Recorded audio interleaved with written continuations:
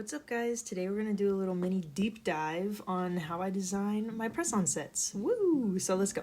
Okay, the first thing we're gonna learn is how to import layers.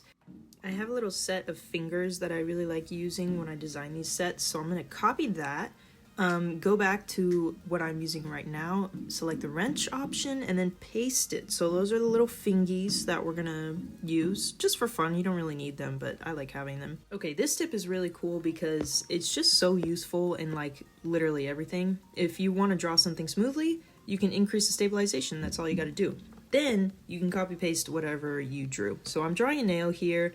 And then I'm going to play around a lot with the distortion and warping it. And then once I do that, I'm going to go to that little squiggly thing up there that's the arrow's pointing at.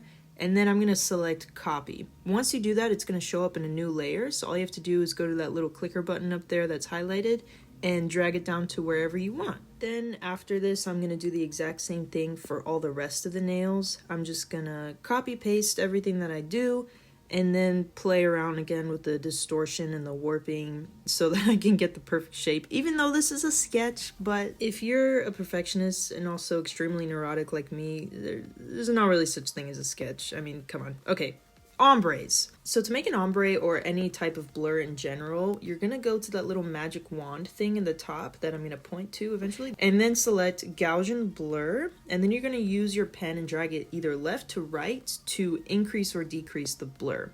What you see me doing here is just copy pasting those layers and doing the same thing over again just so I can get like a heavier color payoff.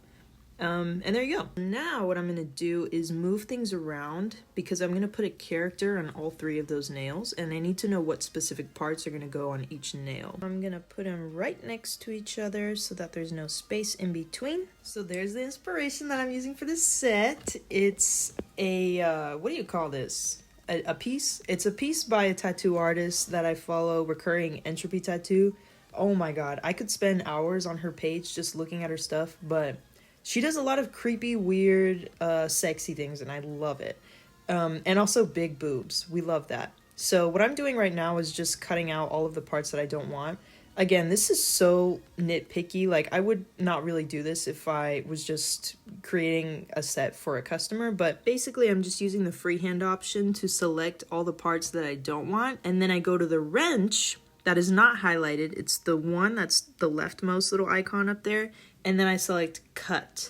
So I'm cutting things. I'm also selecting things and moving them around so that they fit on the nail. And that's pretty much it. Let's see how long I do this for because it's taking a while. I had to cut off that little extra piece. Oh my god. Anyways, so now I'm moving things around again, just putting things back to where they were so that I can bring back the little fingies. There you go. I just really like seeing that. I don't know why.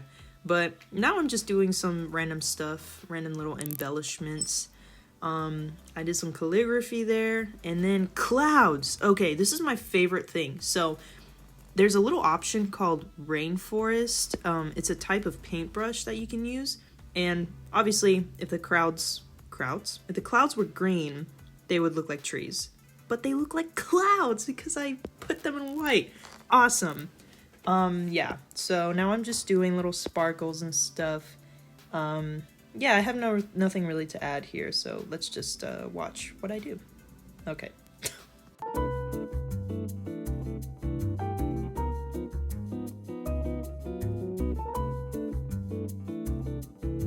Okay, so now that we're done, we have to add a little doggy, I guess, thing, whatever the fuck that is, as part of our signature. And there we go. Let me know what you guys think. Thank you so much, Reoccurring Entropy Tattoo, for giving me this inspiration. I fucking love your work so much, and I wish I were you. If you don't already subscribe, make sure you do so that you can see the final product. Okay, bye!